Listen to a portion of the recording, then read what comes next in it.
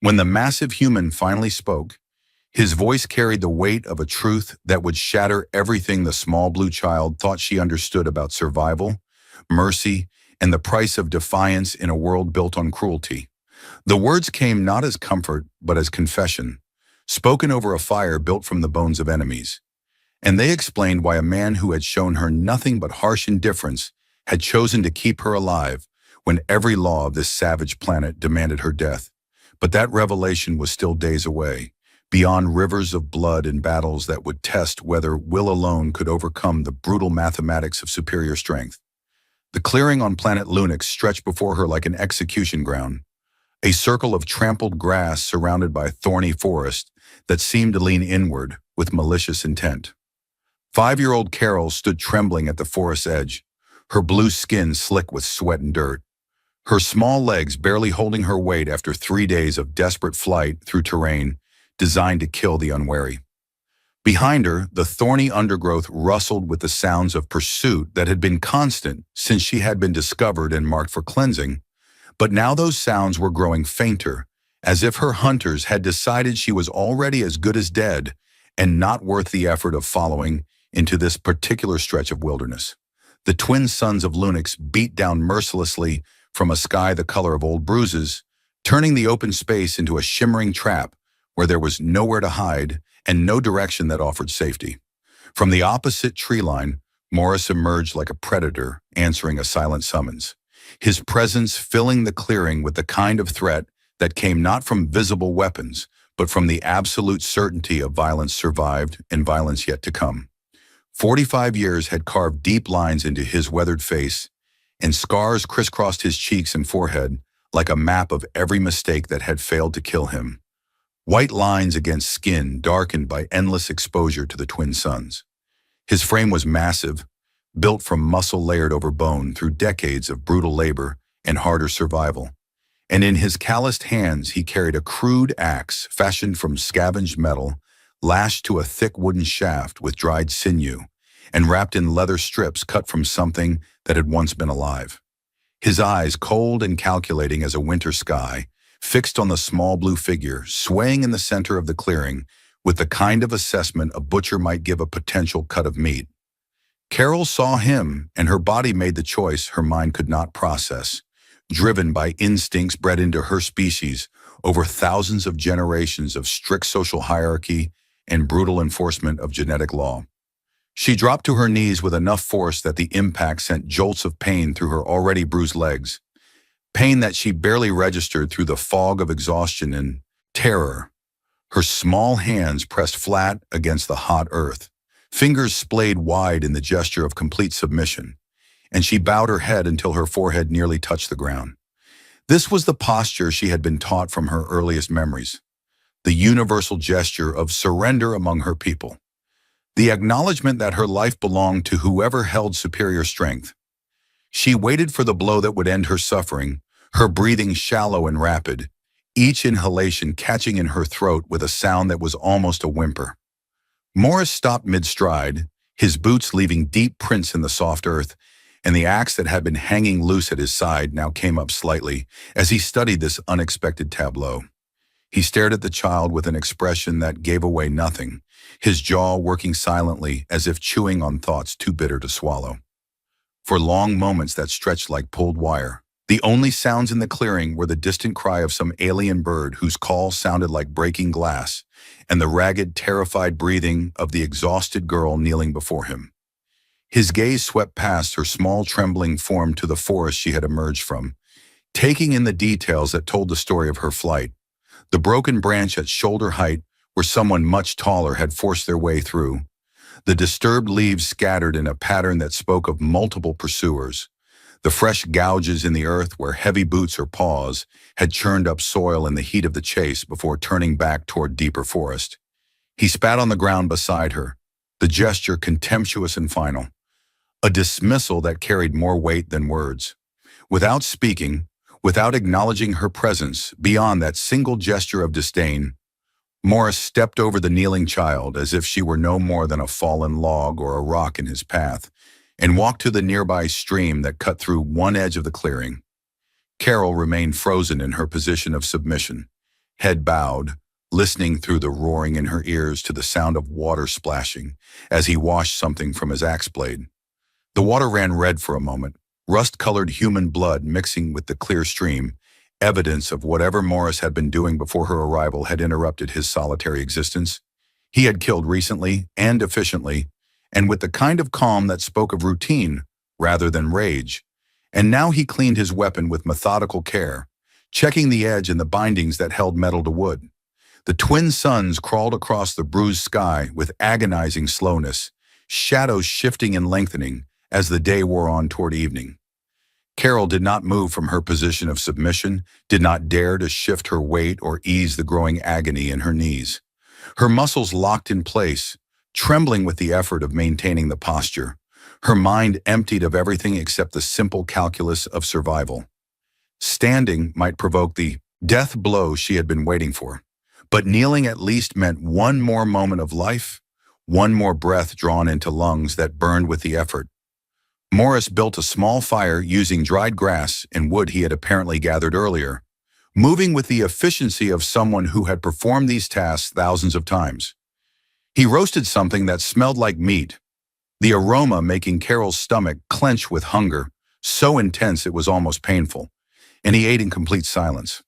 He did not look at her even once during this entire process, did not acknowledge her presence in any way. Hours crawled past and the twin suns began their descent toward the jagged mountain range that dominated the western horizon, painting the clearing in shades of deep amber and violent purple.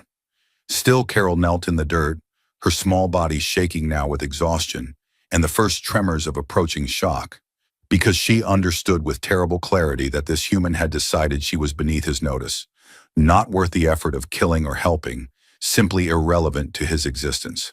Then the horn sounded from deep within the forest. The noise tore through the evening air like a scream given physical form, deep and resonant, a call that seemed to vibrate in the chest and set teeth on edge. It was the sound of organization, of hunters regrouping and coordinating their efforts. A noise that meant the individual pursuit had transformed into something far more dangerous. Carol's head snapped up, her eyes wide with fresh terror that cut through the exhaustion like a blade through rotten cloth. She knew that sound with the certainty of instinct and bitter experience. The cleaners had not given up their hunt, had not accepted her escape as permanent.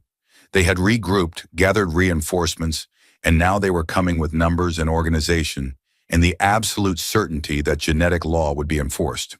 Her small body moved on pure instinct, survival overriding all the careful training about submission and proper behavior. She scrambled on hands and knees toward the only shelter available in this exposed clearing, toward the only living thing that had not yet killed her, despite having ample opportunity. She threw herself behind Morris just as two riders burst from the tree line on the opposite side of the clearing, their mounts snarling and snapping with the kind of aggressive hunger that spoke of careful training and deliberate starvation. The beasts they rode were wolf-like, but wrong in the way that everything on Lunax was wrong. Larger than any natural wolf had a right to be, with blue-black fur that rippled over corded muscle and yellow eyes that glowed with an intelligence that was almost but not quite sentient. Foam dripped from their jaws, revealing teeth designed for tearing and crushing, and their claws dug furrows in the earth with each stride.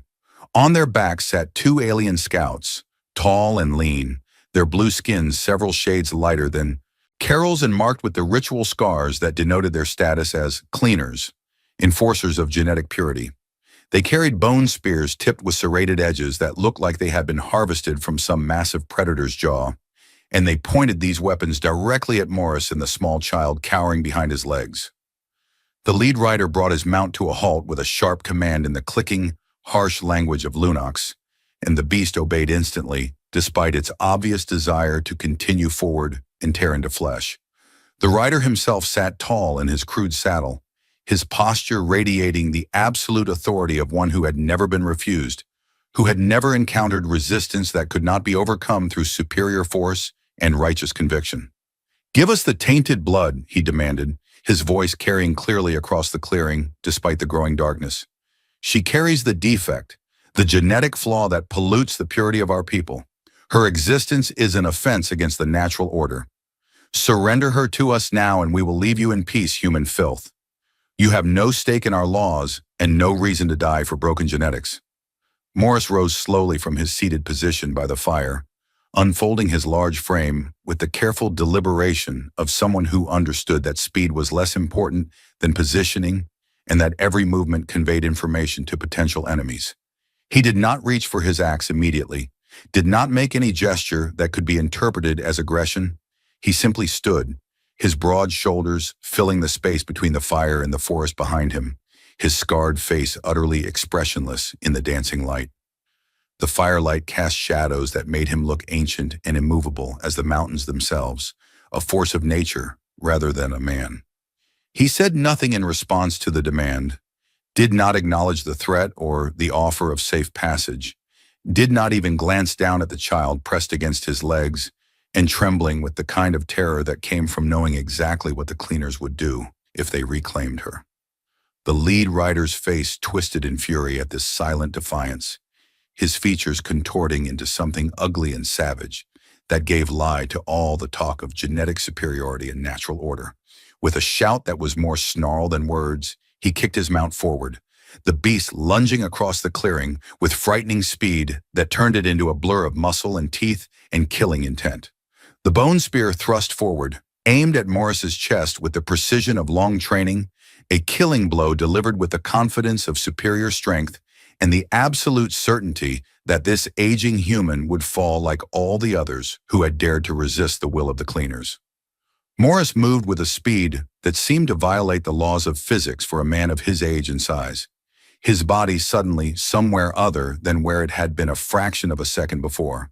For a man, carrying the weight of 45 hard years and countless scars, the speed was unnatural, impossible, the product of reflexes honed through survival in conditions that killed anyone who was merely fast. He did not block the spear thrust, did not try to meet force with force in a contest he would inevitably lose.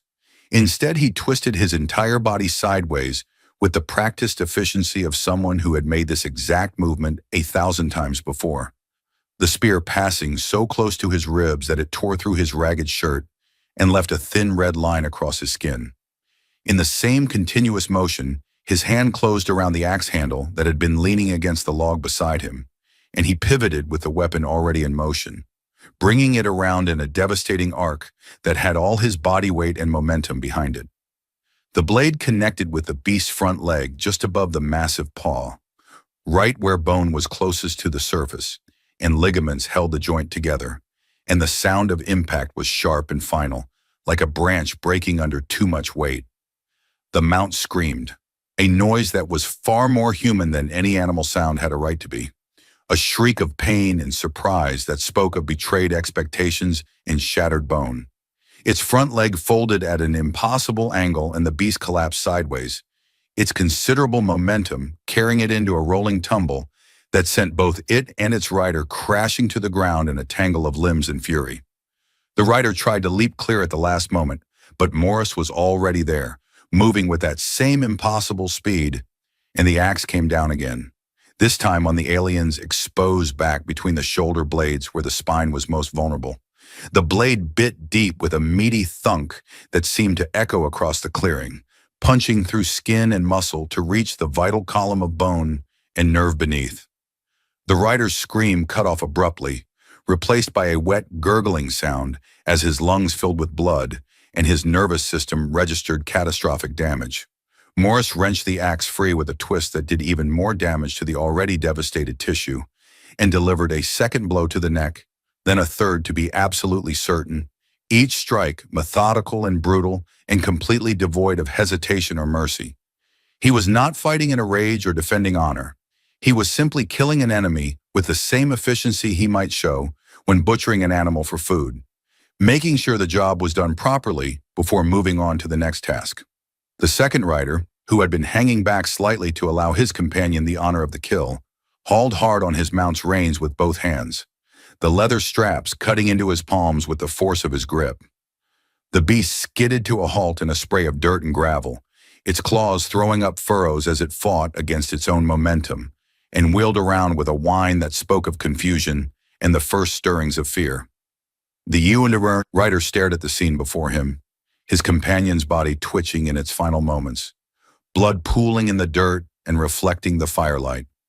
The human standing over the corpse with an axe dripping blue-black alien blood. And most disturbing of all, the absolute lack of hesitation or mercy in those cold human eyes.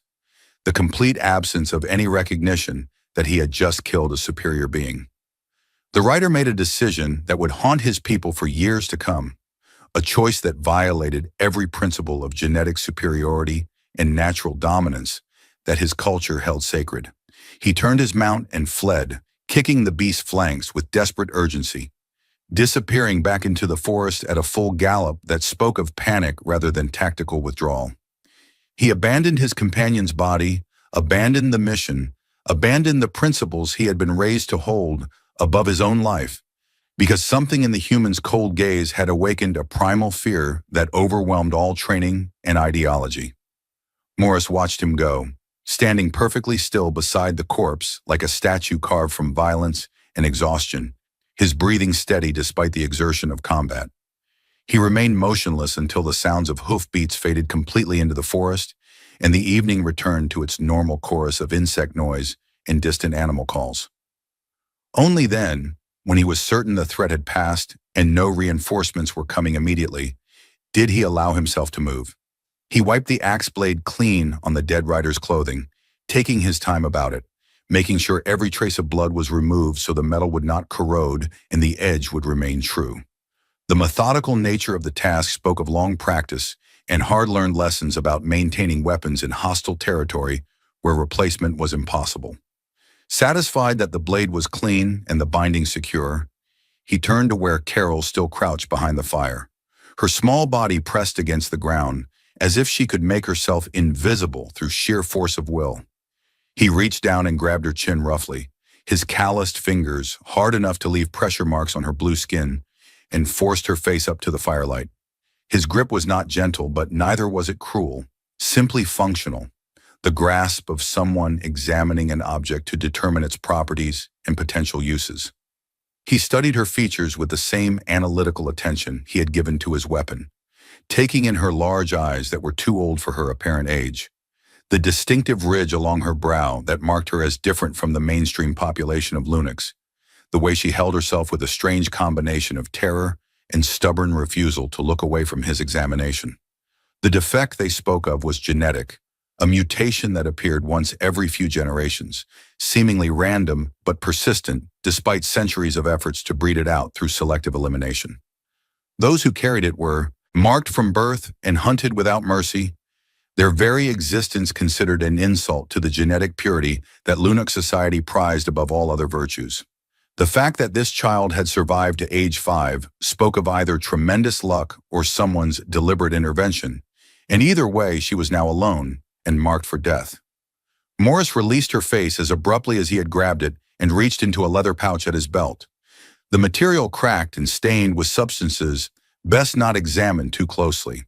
He withdrew a strip of dried meat, dark and tough, preserved with salt and smoke in the crude fashion of someone who had no access to proper supplies. He threw it at her feet where it landed in the dirt, and with a jerk of his head, he indicated the forest path leading away from the clearing toward the deeper wilderness. The message was clear and required no words. Follow or die here alone. He had not saved her out of kindness or compassion or any recognition of her worth as a living being. He had killed the cleaners because they had invaded his territory and threatened him, and now staying in this compromised location meant facing the full force of their organization when they returned in greater numbers. Movement was survival, and she could keep up or be left behind.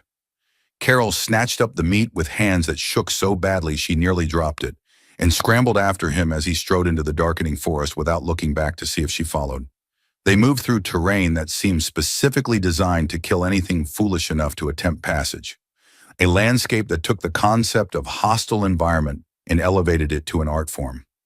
The forest of Lunix was not the gentle woodland of habitable worlds, not the cultivated parks where civilized species took their leisure.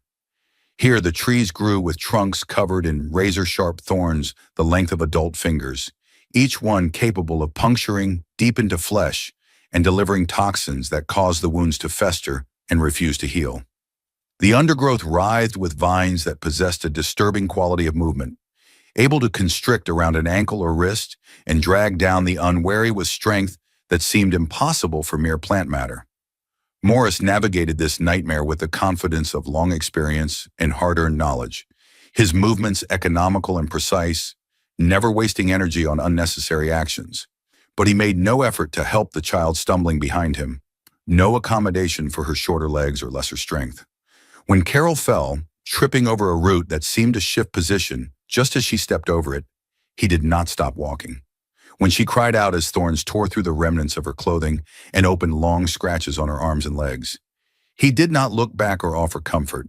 She learned with brutal speed that keeping up was her own responsibility, that his protection extended only as far as her ability to match his pace and maintain the distance he set. By dawn of the first day, her legs were covered in scratches that oozed blood and clear fluid, and her small hands were bleeding from gripping rough bark to pull herself over obstacles that her height made impossible to climb otherwise. Her feet, already damaged from 3 days of flight before she had encountered Morris, were raw meat wrapped in shredded cloth, and each step sent spikes of pain shooting up her legs. But she did not complain, did not ask for rest, because she had already learned that such requests would be ignored, and that the only response to weakness was to push through it or be abandoned. On the second day, as the twin suns climbed toward their zenith, and the heat became oppressive enough to make the air shimmer and distort, Morris stopped at a muddy bank where dark, foul-smelling sludge pooled at the base of a fallen tree, whose trunk had split open to reveal interior wood crawling with pale insects.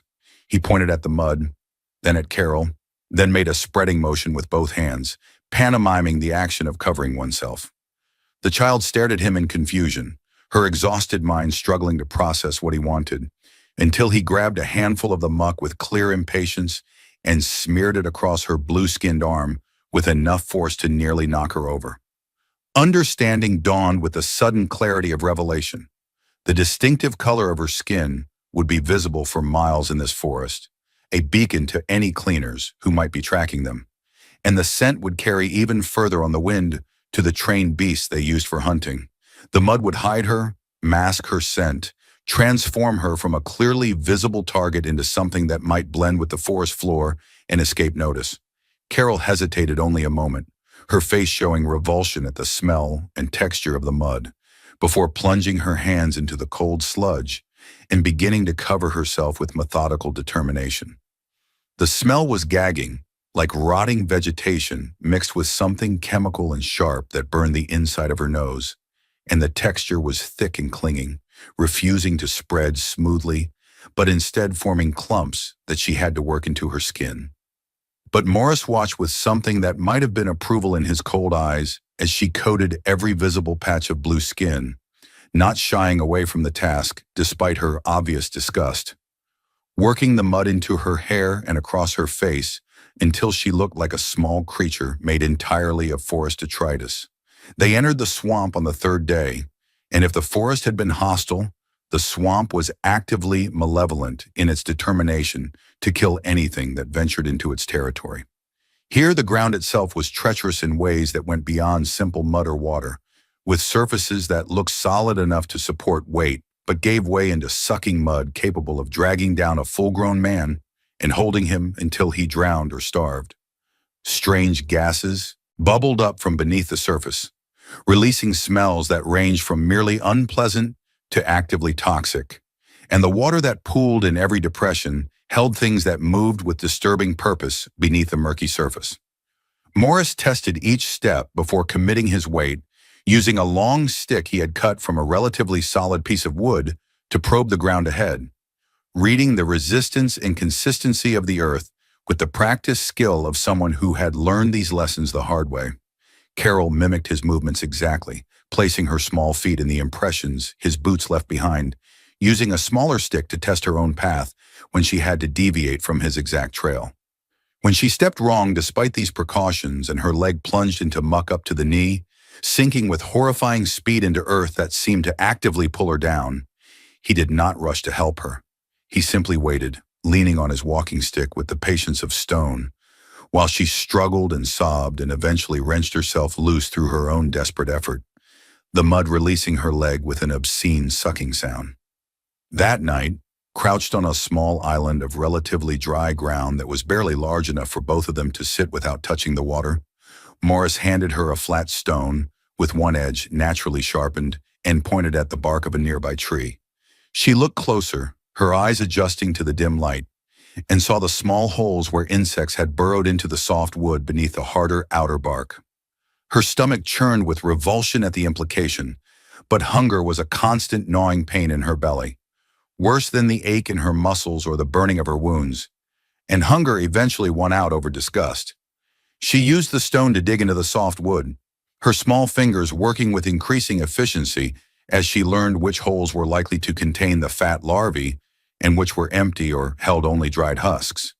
She extracted pale grubs that wriggled in her palm, their bodies soft and somehow both slimy and fuzzy at the same time, and her gorge rose at the thought of putting them in her mouth. Morris ate his own insects without ceremony or hesitation, simply plucking them from the bark and chewing with the mechanical efficiency of someone refueling a machine, so she closed her eyes and forced herself to do the same.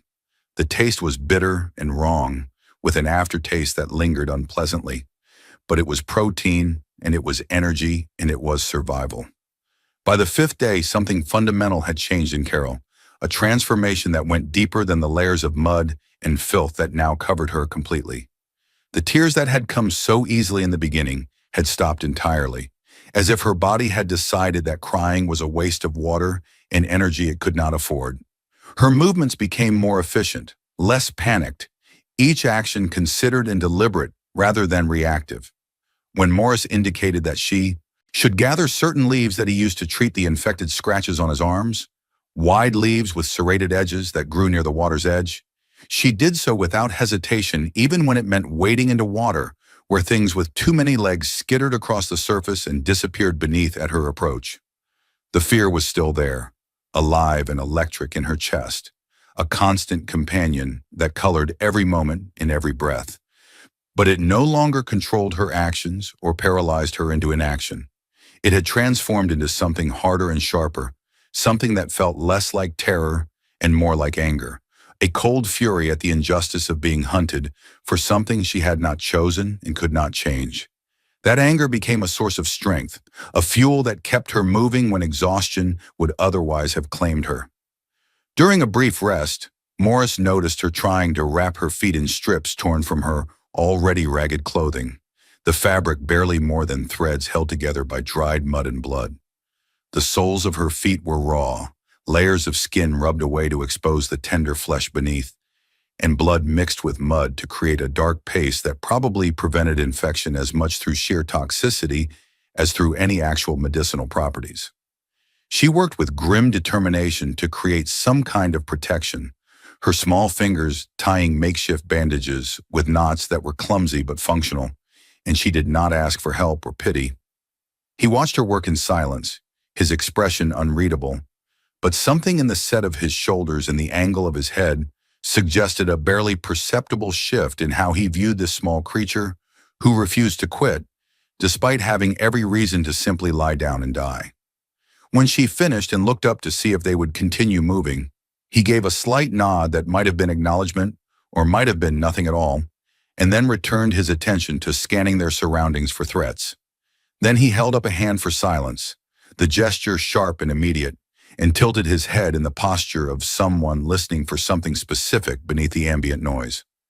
Carol froze instantly, her body responding to the command before her mind had fully processed it, and she strained to hear what had alerted him. At first, there was nothing but the usual sounds of the swamp, the buzzing of insects that swarmed in clouds above the water, the occasional plop of something entering the murky pools, the rustle of things moving through the undergrowth in their constant search for food or safety. Then she heard it too, faint and distant but unmistakable once she knew what to listen for.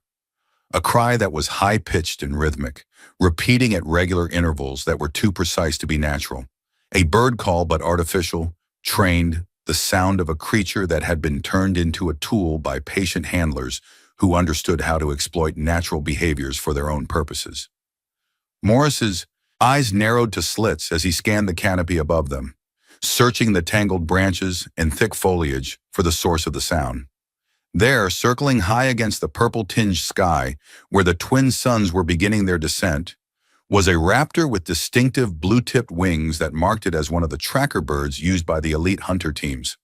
The creature was trained to follow scent trails that humans and most aliens could not detect, to circle above their quarry and cry out at regular intervals to guide the hunters below. And its presence meant that the cleaners had adapted their tactics in response to losing 2 scouts at the clearing. Without a word, without any discussion or explanation, Morris changed direction abruptly, leading them away from the relatively open swamp where the bird could easily track their movement and toward a dense thicket of thorn bushes that formed a nearly impenetrable wall, stretching as far as the eye could see in either direction. Carol understood immediately, her quick mind making the connection without need for explanation.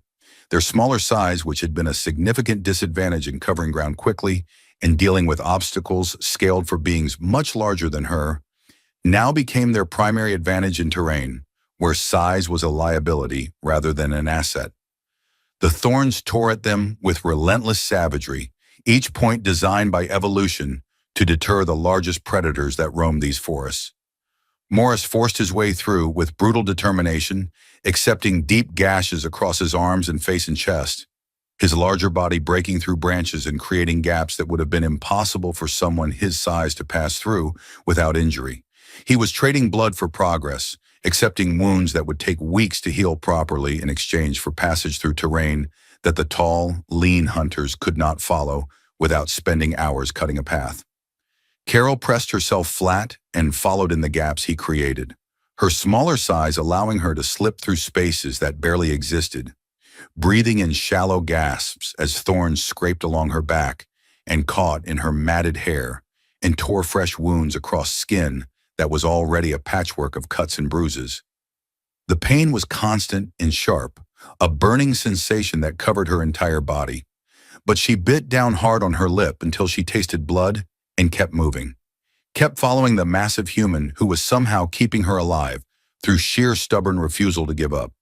They emerged on the other side of the thicket into a narrow ravine with steep walls of crumbling rock that rose perhaps 20 feet on either side, creating a natural corridor that offered both protection from aerial observation and a natural choke point for anyone foolish enough to follow them into it. Morris studied the terrain with tactical precision, his gaze measuring distances and angles and calculating possibilities with the practiced eye of someone who had survived more ambushes than he could count.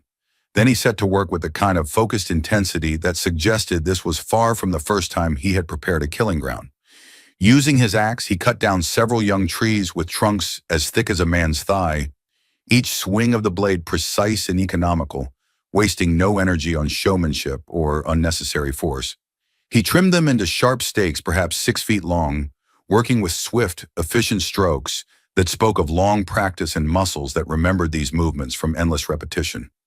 The points he created were not ornate or decorative, but brutally functional, sharp enough to punch through skin and muscle, and keep going until they found something vital to destroy. Carol watched for a moment, trying to understand what he was building and how she might help, then began gathering the long grass that grew in clumps along the ravine floor, the blades sharp enough to cut unwary hands, but also tough and fibrous enough to be woven into serviceable rope.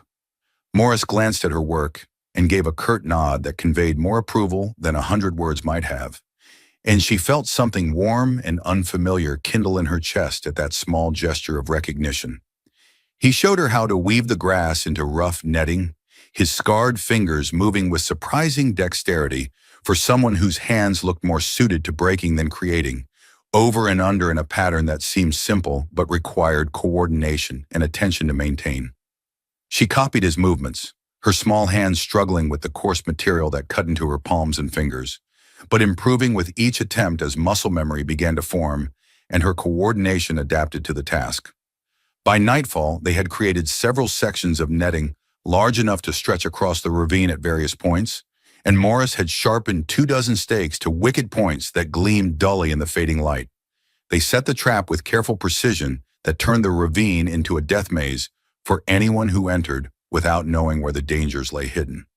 The stakes were planted at carefully calculated angles in the narrow sections, where the walls came closest together, driven deep into the soft earth, and then covered with a thin layer of dead leaves and loose dirt that would not support weight. The netting was strung across the path at ankle height, nearly invisible in the shadows, and positioned to catch feet at exactly the wrong moment. Morris positioned several large rocks and a dead log at strategic points along the ravine walls, held in place by carefully balanced arrangements of smaller stones that could be dislodged with a single well-placed strike from above. Then they climbed to positions on opposite walls of the ravine, finding small ledges and outcroppings that offered concealment and a clear line of attack to the killing ground below.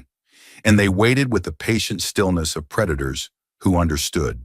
That movement meant discovery, and discovery meant death. The hunters arrived at dawn, moving in disciplined formation that spoke of training and experience and absolute confidence in their genetic superiority.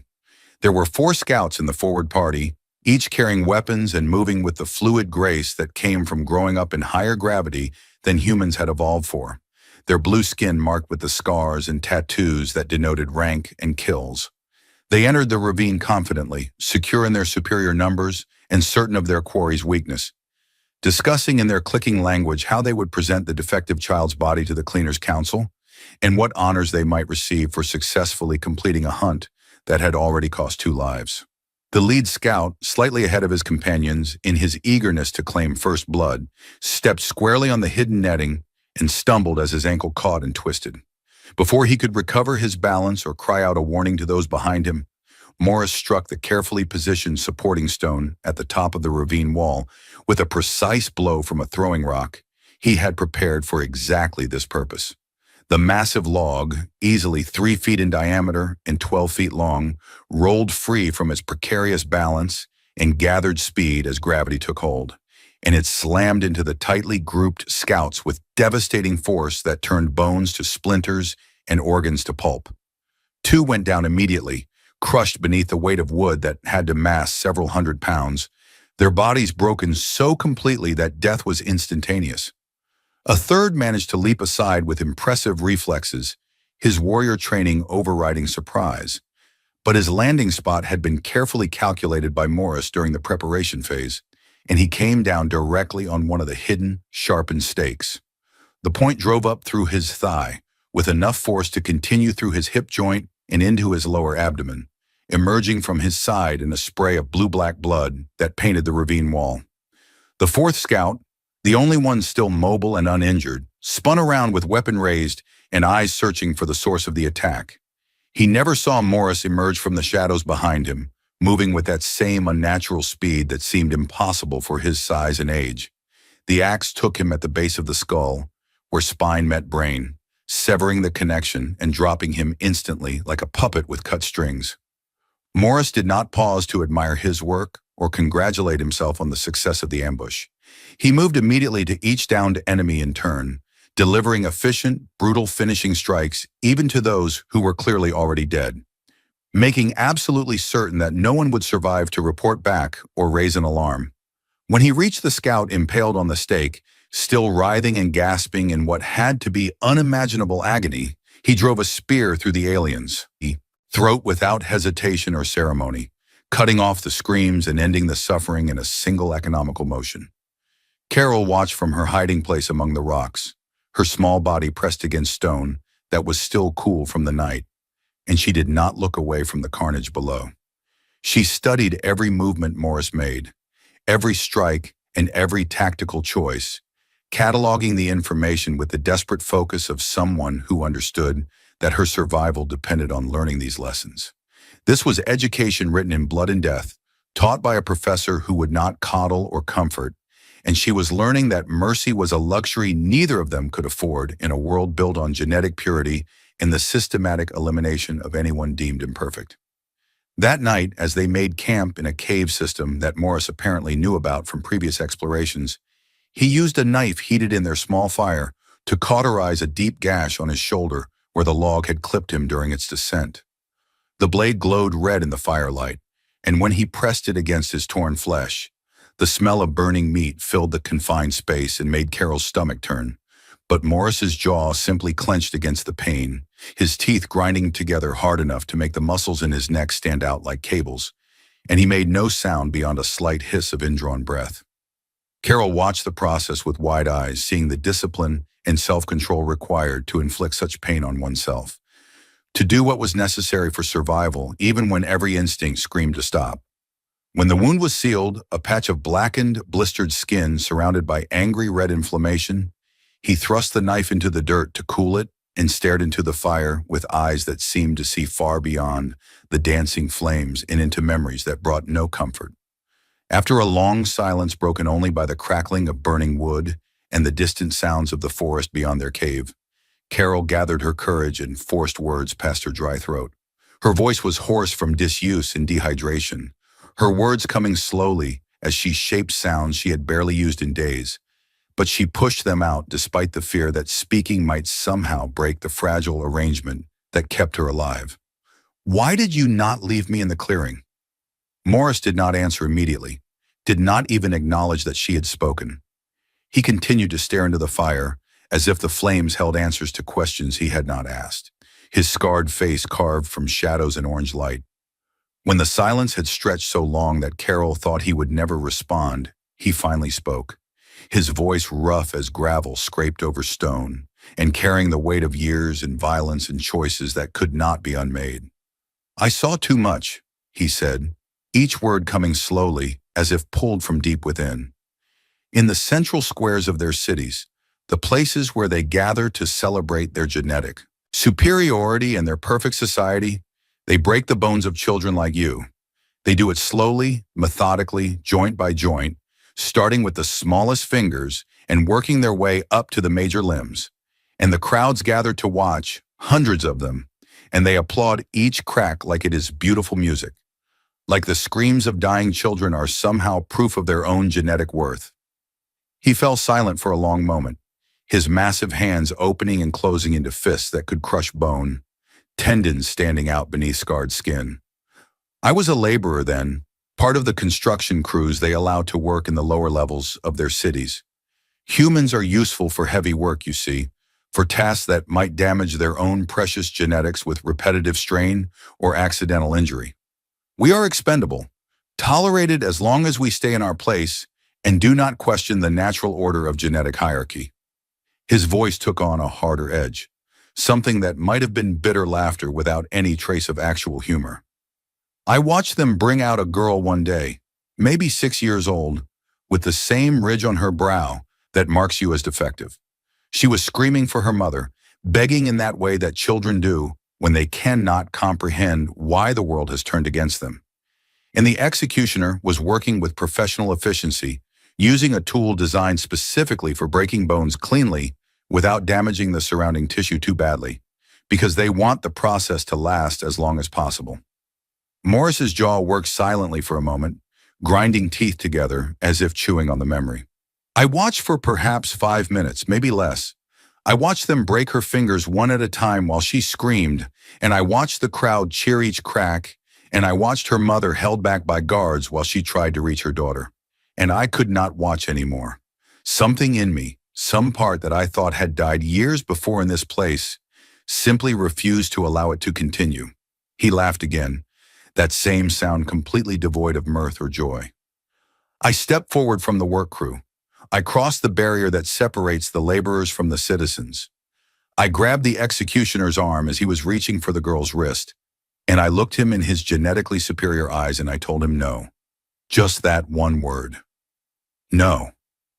The fire popped and sparked, sending embers floating upward into the darkness of the cave, and Morris tracked their progress with his eyes before continuing. "They could have killed me right there, of course. They had every right under their law.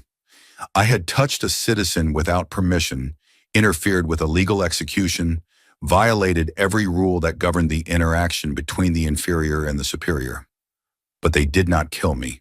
That would have been too kind, too quick, too much like granting me the mercy of escape from what I had witnessed." His hands clenched into fists so tight that the knuckles went white. "Instead, they stripped me of my tools, my position, my access to the work crews, and the minimal safety that came with being useful. They brought me to the edge of the wildlands, to the boundary where civilization ended and chaos began, and they threw me out like garbage. Let the forest take him slowly, they said.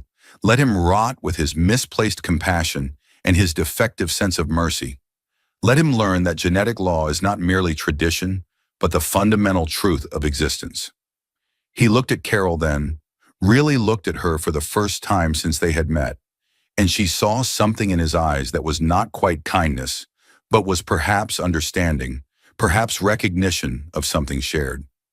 When I saw you in that clearing, on your knees in the dirt, waiting to die because you had been taught that submission was the only proper response to your betters, I saw that girl again. I saw her broken fingers and her screaming face and her mother held back by guards. And I saw my chance to do what they thought would destroy me, to embrace the thing they threw me away for. He turned back to the fire, his voice dropping to something barely above a whisper. You are not my burden, child. You are my rebellion. Every day you stay alive, every moment you survive, is proof that their genetic law is a lie built on cruelty and maintained through fear. When I chose not to leave you, I chose defiance over their natural order. You are living evidence that strength is not merely genetics, that survival is not predetermined by the purity of your blood. The words hung in the smoky air between them like something physical and weighty. And Carol understood with sudden clarity that she had been given something more valuable than mere protection or charity. She had been given purpose, transformed from victim into symbol, from hunted thing into living proof of concept.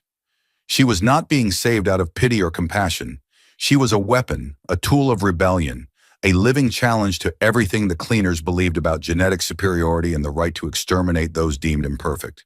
The dynamic between them shifted in that moment, becoming something more complex than simple protector and protected.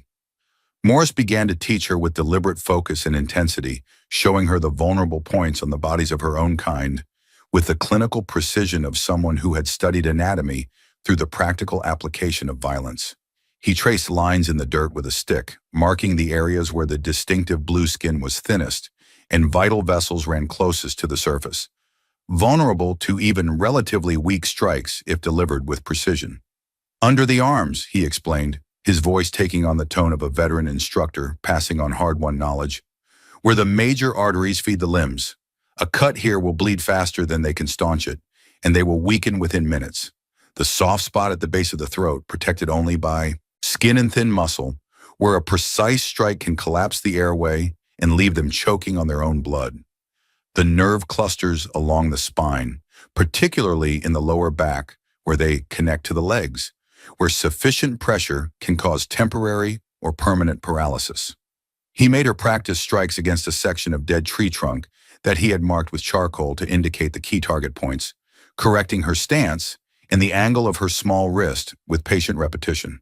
They are taller than you, faster over open ground, stronger in direct confrontation. All of these advantages are meaningless if you refuse to fight their way. They expect honor in direct confrontation because that is how their society functions, with challenges and dominance displays in ritual combat. You will give them none of this. You will strike from surprise, from angles they do not expect, and you will commit fully to each blow because there are no second chances against an enemy who is physically superior.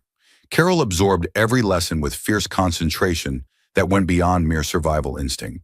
She learned to move silently through the forest, placing her feet carefully on rocks and solid ground, rather than loose dirt that might crunch or shift beneath her weight. She learned to use her hearing to distinguish between the natural sounds of the environment and the subtle disturbances that betrayed an approaching enemy. The too regular pattern of footsteps, the scrape of metal on stone, the change in insect noise when something large passed through their territory. She learned to sleep in short intervals and wake fully alert at the slightest unusual sound.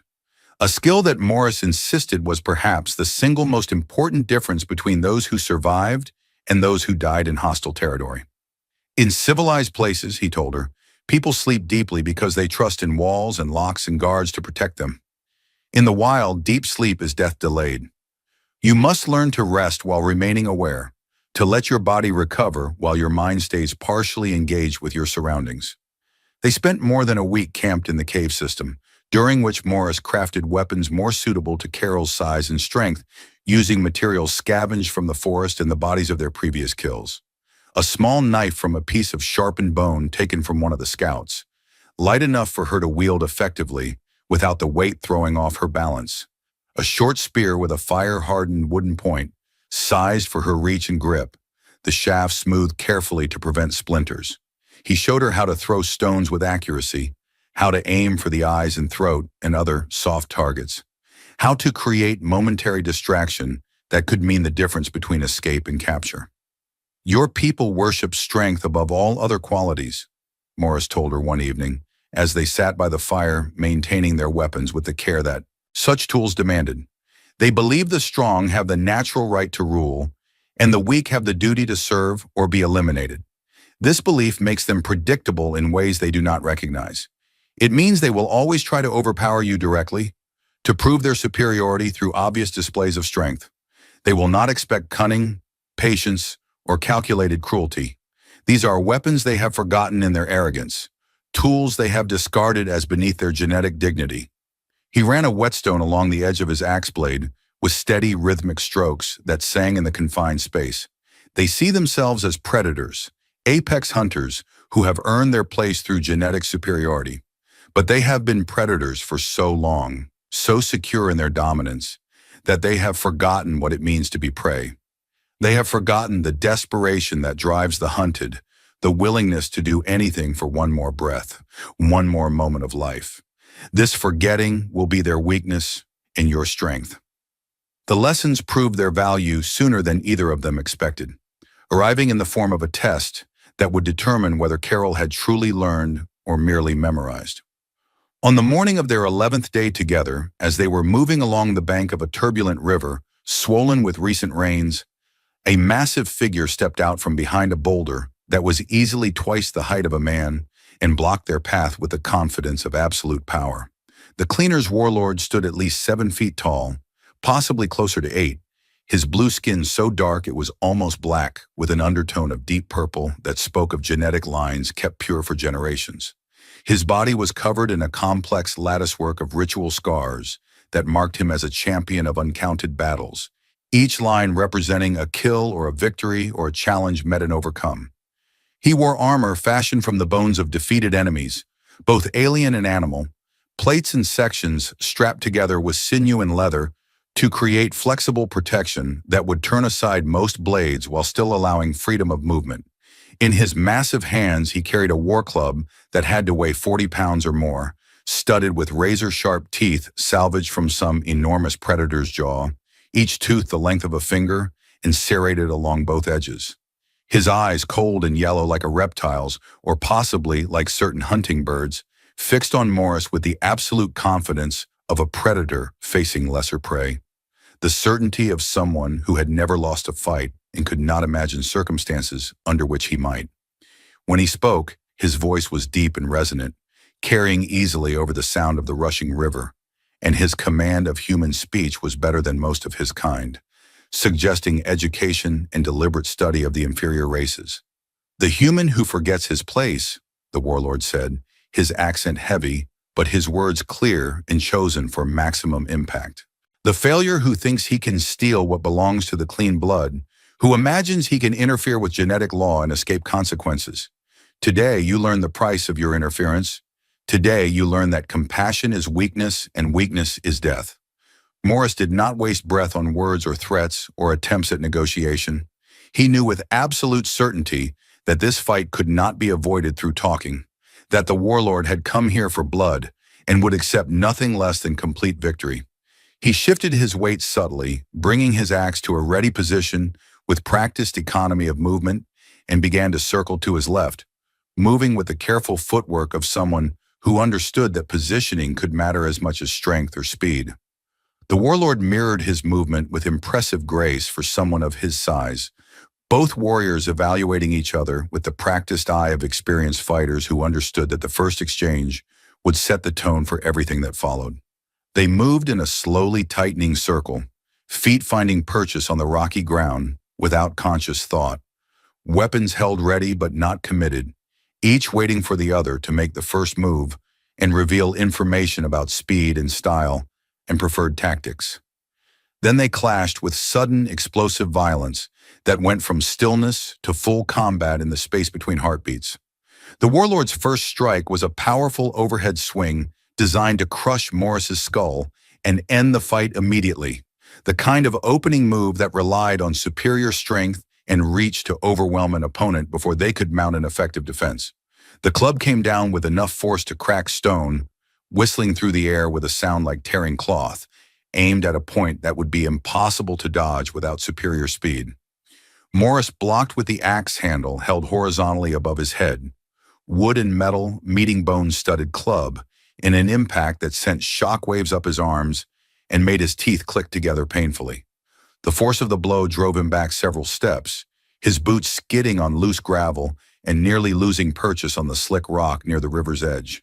His shoulders and back screamed in protest at the impact, muscles straining to absorb force that exceeded anything human physiology was designed to handle.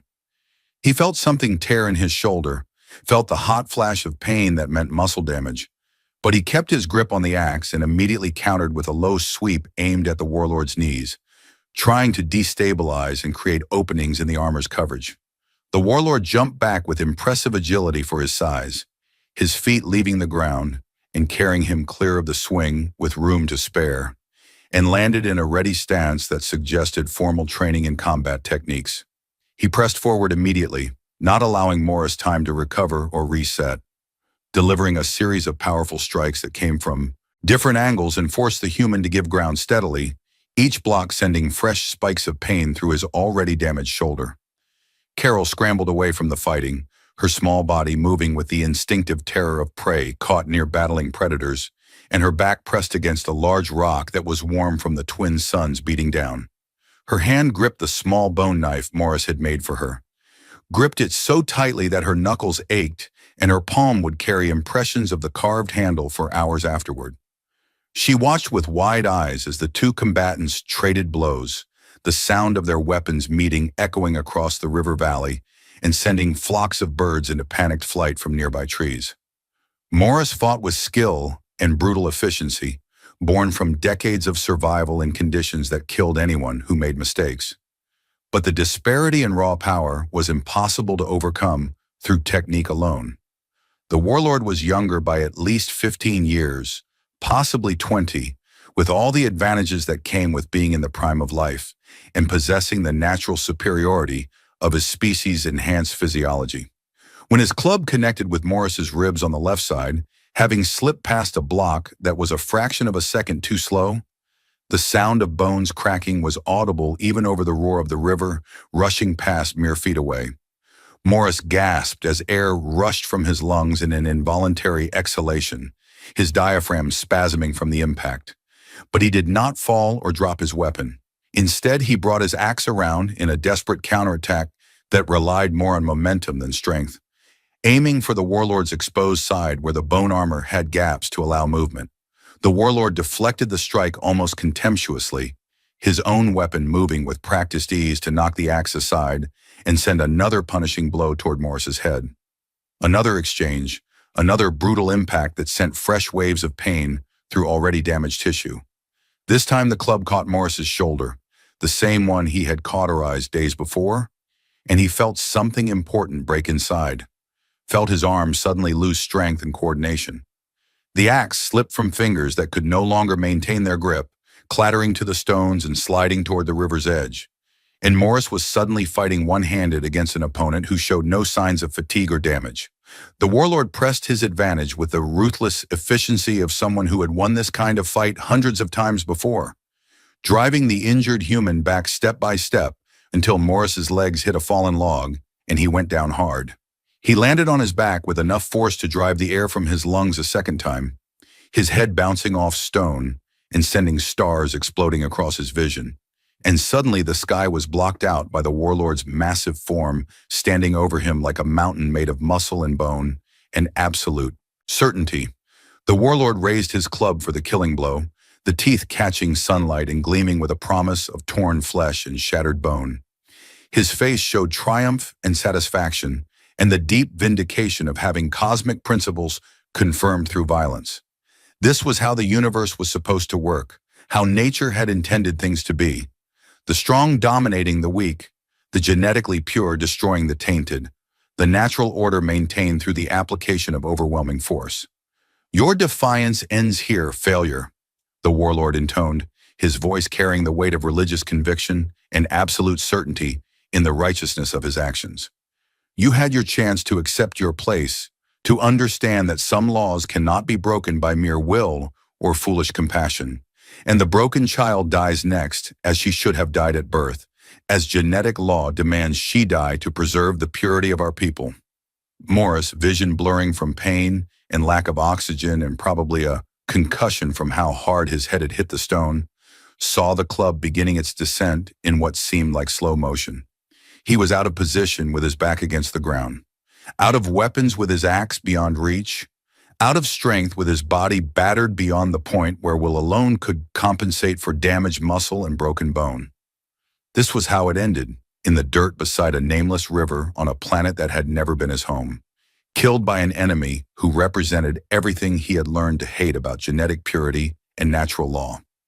Then a small blue figure launched itself at the warlord's back with a scream that was equal parts terror and rage, a sound that came from somewhere deeper than conscious thought. Carol had moved the moment she saw Morris fall, her small body driven by something beyond fear or calculation or anything resembling rational thought. She had grabbed the broken shaft of a spear that lay among the rocks, dropped earlier by one of them during the initial exchanges of the fight, and now she drove it with all her strength and weight into the back of the warlord's knee, aiming for the exact vulnerable spot that Morris had shown her in his careful diagrams, drawn in dirt and explained with clinical precision.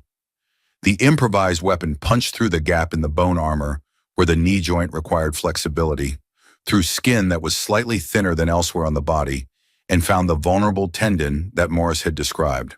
The warlord's leg buckled involuntarily as the tendon severed or tore, his killing blow deflected as his body twisted to accommodate the sudden loss of structural support.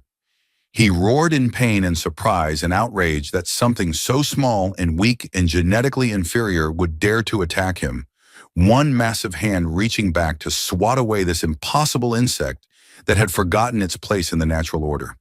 But that moment, that single second of distraction and disrupted stance and weight shifted unexpectedly, was exactly enough for someone who had built a life on exploiting the smallest advantages and turning them into survival. Morris's left hand, still functional despite the damage to his other arm, shot to his belt with desperate speed and came away with his last knife, a short serrated blade that he had saved specifically for desperate moments when everything else had failed. The blade was ugly and brutal, designed not for elegance but for maximum tissue damage, with teeth that would catch and tear rather than cutting cleanly. With every ounce of strength remaining in his battered body, with all the rage and defiance and stubborn refusal to accept defeat that had kept him alive through 5 years of exile in the wildlands, he drove the knife upward into the warlord's throat just below the jaw where the major vessels were closest to the surface.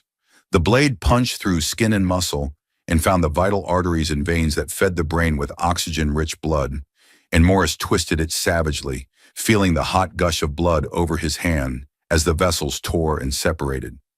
The warlord's yellow eyes went wide with shock and disbelief, and the first stirrings of existential horror. This was not possible according to everything he had been taught and everything he believed.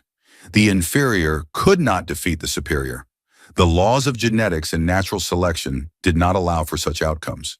The strong did not fall to the weak, but Morris was already ripping the blade sideways with a sawing motion, opening the wound wider and severing more vital structures, ensuring that no amount of medical skill or genetic superiority could save his enemy from the simple mechanical reality of catastrophic blood loss. The warlord tried to speak, tried to call out for help, or issue final commands, or perhaps simply to deny the reality of what was happening, but only blood emerged from his ruined throat, bubbling and frothing as air mixed with fluid that should have stayed inside vessels. He swayed on legs that no longer received proper signals from a brain starved of oxygen, took one stumbling step backward as his body tried instinctively to flee from danger it could no longer fight, and crashed to the ground like a tree felled by lightning. The impact sent up a cloud of dust and small stones, and his massive body twitched and spasmed as dying nerves fired random signals and muscles clenched in patterns that had no purpose or meaning. Morris did not move for several long seconds, lying on his back with blood soaking into his clothes and dripping from his hand, breathing in ragged gas that sent fresh spikes of pain through his broken ribs with each inhalation. Then, with agonizing slowness that spoke of injuries that would take months to heal properly, if they healed at all, he rolled to his side and then pushed himself up to his hands and knees. Every movement brought fresh agony, his body screaming protests that he ignored through long practice at functioning despite pain. He crawled to where the warlord lay in his final moments, still impossibly alive despite the mortal wound, his yellow eyes tracking Morris's approach with the fixed stare of someone watching their own death approach.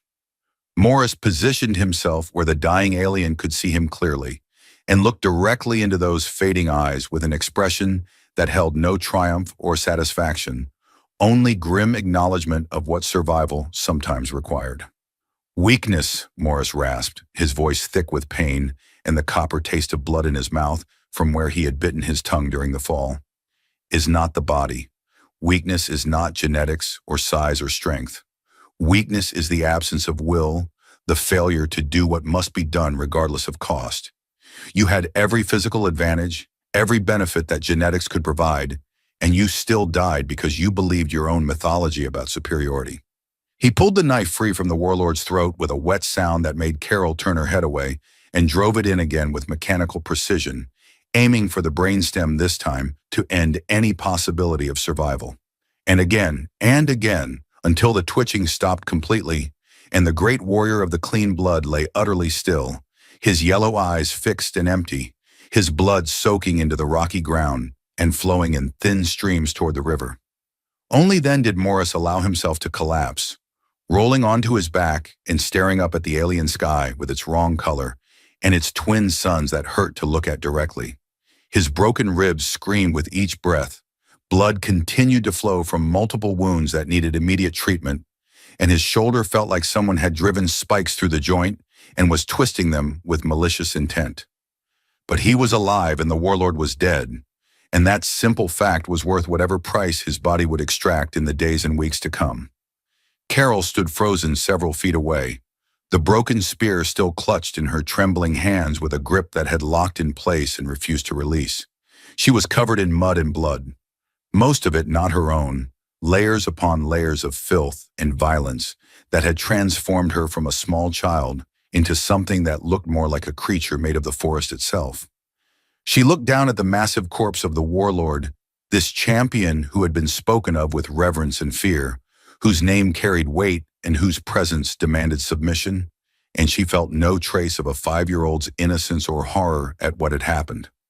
She had struck her blow not out of desperation or panic, but with cold calculation, remembering Morris's lessons about vulnerable points and decisive action. She had aimed for a specific target with the conscious intent to cripple, to create an opening that could be exploited, to tip the balance in a fight that seemed unwinnable through conventional means. She had learned her lessons well, had absorbed not just the techniques but the fundamental principle that survival belonged to those who refused to accept the limitations others placed on them. From the hillside above the river, perhaps 200 yards distant, the rest of the cleaners' patrol had witnessed the entire battle with growing horror and disbelief. They had held back at their warlord's command, confident in his superiority and certain the fight would end quickly and decisively with the human broken and dead. It was meant to be a lesson and a demonstration, proof of genetic superiority that would discourage future resistance and reinforce the natural order of things. Instead, they had watched their greatest warrior, their undefeated champion whose name was spoken with reverence throughout their territory, die at the hands of a combination they could not reconcile with their understanding of how the universe worked. A defective child and a cast-out human, the two lowest forms of life in their social hierarchy, had killed the highest through cunning and desperation and the kind of vicious determination that their culture had forgotten in generations of unchallenged dominance. For people whose entire culture was built on the foundation of genetic superiority and the natural dominance of the strong over the weak, what they had witnessed was not merely a defeat or even a catastrophic loss. It was a theological disaster, a challenge to fundamental principles that their society treated as immutable laws of nature. The defective one had demonstrated courage and tactical thinking. The inferior human had shown skill and will that matched or exceeded their champion's prowess. The very foundations of their belief system were cracking beneath the weight of observable reality. The commander of the patrol, a veteran warrior with 20 years of successful hunts behind him, made a decision that would echo through cleaner society for generations and would eventually lead to his own execution for cowardice and betrayal of genetic principles. He signaled retreat with a gesture that his subordinates initially did not understand because it was so unprecedented, so completely outside the realm of acceptable responses to the current situation. Not a tactical withdrawal to regroup and plan a better attack. Not a strategic repositioning to wait for reinforcements in overwhelming force, but a full retreat driven by superstitious dread and the terrifying realization that their most fundamental beliefs might be built on foundations of sand rather than truth. If the laws of genetic dominance could be violated so completely, what other certainties might prove false? What if the tainted blood carried not weakness, but some terrible strength they did not understand? What if the inferior races had been allowing them to believe in superiority while secretly harboring capabilities that could destroy the entire social order? The cleaners turned their mounts and rode away at speed, their retreat barely distinguishable from rout, leaving their champion's body to the scavengers in the river and the judgment of whatever forces governed the universe. They would report what they had seen, and they would be punished for cowardice. But the seed of doubt had been planted and would grow in dark corners of their society until it eventually bore fruit in changes they could not yet imagine. Morris lay on the blood-soaked ground, forcing air into his damaged lungs with conscious effort, aware that he had minutes at best before shock and blood loss claimed his consciousness and possibly his life. With tremendous effort that sent white-hot spikes of pain through every nerve ending, he pushed himself into a sitting position, one arm wrapped tightly around his shattered ribs in an attempt to stabilize them and reduce the grinding sensation of broken bone ends rubbing together. He looked at Carol, who still stood motionless in her position several feet away, still processing what she had done and what it meant about who she was becoming.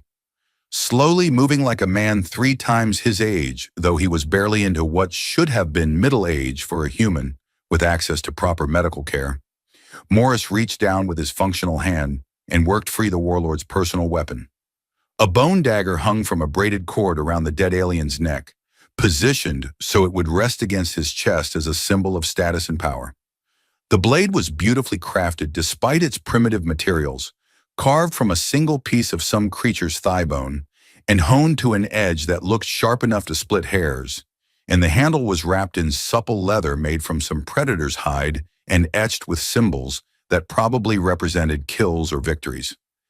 It was the weapon of a champion, a symbol that carried weight in cleaner society far beyond its simple utility as a tool for cutting. To carry such a weapon was to declare yourself worthy of respect, to claim status through demonstrated capability rather than mere genetics. It was earned through combat and defended through continued victory, and the fact that the warlord had carried it meant he had never been defeated in single combat until today. Morris held it out to Carol, the blade resting across his bloody palm in an offering that trembled slightly from the effort of maintaining the position. She looked at him, her large eyes questioning and uncertain, not quite understanding what he was offering or why he would choose this moment for such a gesture when he needed immediate medical attention, and they needed to leave this area before more enemies arrived. "Take it," Morris said, his voice barely more than a whisper forced past a throat that felt like it had been scraped raw. "You earned it with your own action. You proved your right to carry it by demonstrating the qualities it represents. Courage when facing superior force, tactical thinking under pressure, the willingness to act decisively when hesitation means death." Carol reached out with hands that shook so badly she nearly dropped the weapon, and her fingers closed around the handle with uncertain grip. The blade was too large for her, the length of it almost equal to her entire forearm, and the weight pulled her hand down until she had to use both hands to hold it properly. But as her grip settled and she felt the balance of the weapon and the way it had been crafted to fit naturally in a fighter's hand, something changed in her expression and posture. This was not a gift of kindness or sentiment, not a gesture of affection or protection. This was recognition of capability, acknowledgement of worth measured in the only currency that truly mattered in this savage world. The willingness and ability to fight for survival, to do violence when necessary, to pay whatever price the universe demanded in exchange for one more day of life. Morris was telling her that she had graduated from burden to ally, from protected thing to partner in the enterprise of survival. Morris managed to get to his feet through sheer stubborn determination, leaning heavily on his retrieved axe like a crutch. The weapon that had saved his life countless times now reduced to supporting his weight as he struggled not to collapse. Blood dripped steadily from wounds that needed to be cauterized or bound, and every breath was agony that made him lightheaded and nauseous. But he was alive and mobile, and in the brutal mathematics of survival, those two facts were enough for now. He looked down at the small blue child who stood beside him, now armed with a champion's blade, that marked her as something far more than the genetic cast-off her people had decreed her to be. And for the first time since he had found her kneeling in that distant clearing, he allowed himself something that might have been the ghost of a smile. "We cannot stay here," he said, each word costing him effort and bringing fresh pain. "They will return eventually, once fear fades and anger takes its place. They will come with greater numbers and perhaps weapons we cannot counter. We go deeper into the wildlands, into territory where even the cleaners fear to follow, where the dangers are so severe that pursuit becomes suicide." Carol nodded, her grip tightening on the bone dagger, until her knuckles showed white beneath the layers of mud and filth that covered her. She no longer walked behind him like a burden to be tolerated or a responsibility to be endured. She walked beside him, as close to an equal as her age and size allowed, moving with the confidence of someone who had passed a test written in blood and pain and emerged transformed. She had proven something to herself and to Morris and to the universe itself, and both of them knew that something fundamental had changed between them in ways that could not be put back to how they were before. They left the river behind, following Morris's knowledge of territory gained through years of solitary exploration, and struck out into the deepest, most dangerous sections of the forest, where even the maps maintained by the cleaners simply stopped and showed blank space marked with warnings about regions where the mortality rate approached 100%. This was territory that existed on no official records, where the trees grew so thick that the twin suns barely penetrated even at noon, and strange sounds echoed in the permanent twilight, sounds that might be animals or might be something else entirely. Here the predators were larger and more aggressive than anything found in the regions closer to civilization, beasts that had never learned to fear intelligent beings because they had never encountered any that survived the meeting. The plant life was more toxic, with flowers that released spores capable of causing hallucinations or paralysis, and vines that actively hunted anything warm-blooded that passed within reach. The very air seemed thick with spores and insects that could sicken or kill the unprepared. And the water in the streams and pools carried parasites that would colonize a host's digestive system and breed until the host died from internal damage. Morris led them forward despite his injuries because stopping meant dying, and dying meant the cleaners' philosophy of genetic superiority would remain unchallenged, and unchallenged beliefs became unshakable dogma. He moved with the careful precision of someone whose body was failing, but whose will refused to accept limitation. Each step planned and executed with conscious effort, and he left a trail of blood that would attract predators but could not be helped. Behind him, Carol followed with steady steps that showed no hesitation, despite the obvious dangers surrounding them on all sides. The champion's dagger hung from her belt, secured with a strip of leather cut from the warlord's armor, and her mud-caked face was set in an expression of grim determination that belonged on someone much older. She had learned lessons that most people never learned in entire lifetimes, had compressed years of education into days of brutal survival, and had emerged as something new. The small blue figure and the massive scarred human disappeared into the shadows of the deep forest. Two outcasts who had become something more dangerous than either society or nature had intended them to be. They were no longer victims, no longer exiles waiting passively for death to claim them in its own time. They were survivors who had learned that will and cunning could overcome superior strength, that the laws others lived by were not immutable truths, but conventions that could be shattered when challenged with sufficient determination. They would face more threats in the days and weeks and months to come, challenges that would test everything they had learned and push them beyond limits they did not know they possessed. The forest held predators that dwarfed the warlord in size and savagery, creatures that hunted with intelligence and patience and would require new tactics to overcome or avoid. Other outcast groups might challenge them for territory and resources, human exiles or alien refugees who had learned their own brutal lessons about survival. The cleaners would eventually overcome their superstitious dread and mount a proper expedition to end this affront to their worldview, coming with numbers and organization that could not be defeated through simple ambushes. But Morris and Carol would face these challenges together, armed with crude weapons and hard-won knowledge, with scars and strength built from surviving what should have killed them a dozen times over. They had become the most dangerous pack on planet Lunix, bound not by blood or species, but by the shared understanding that they would die before they knelt again, before they accepted someone else's judgment about their worth or their right to exist.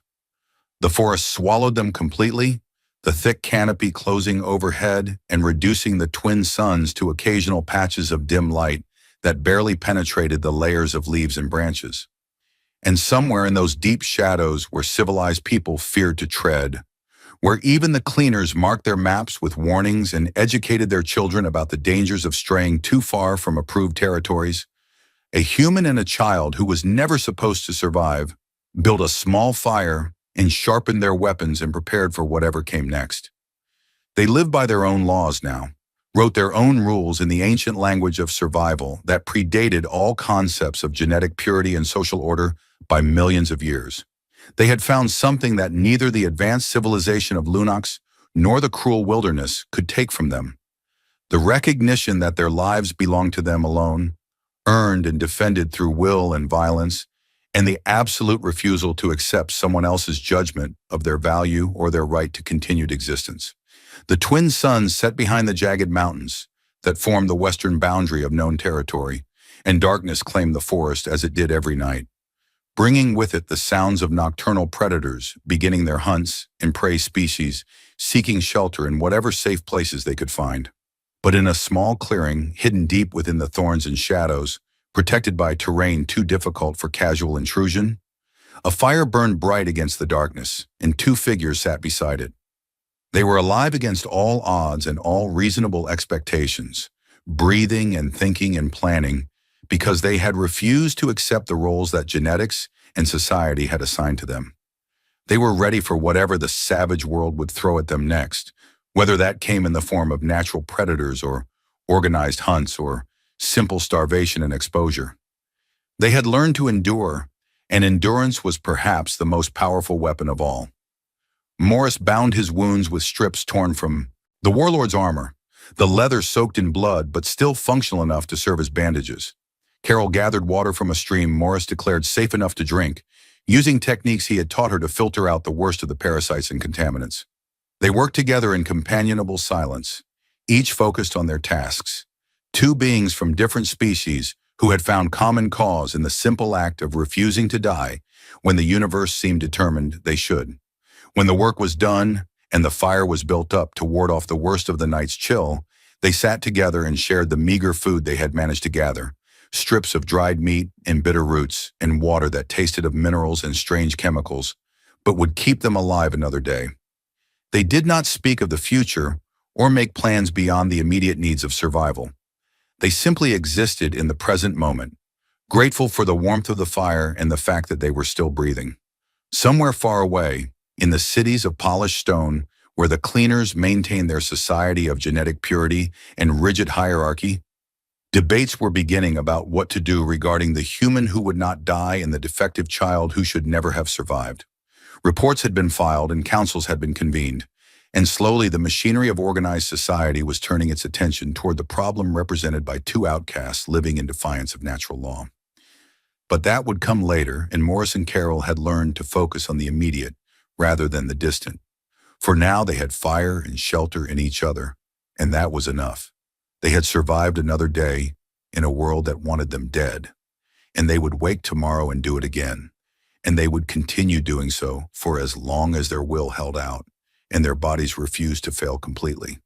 The fire crackled and popped, sending sparks floating up into the darkness, where they were lost among the strange constellations of an alien sky. The forest around them was alive with sounds both familiar and unknown, a constant reminder that safety was temporary and danger was always close. But within their small circle of firelight, two beings who should have been enemies, or at least strangers, had forged something rare and valuable. A partnership built on mutual respect and shared defiance, an alliance that would be tested repeatedly in the days to come, but which had already proven stronger than genetics or social hierarchy or any of the artificial divisions that civilizations use to separate the worthy from the unworthy. They were the most dangerous pack on Lunix, and their story was just beginning.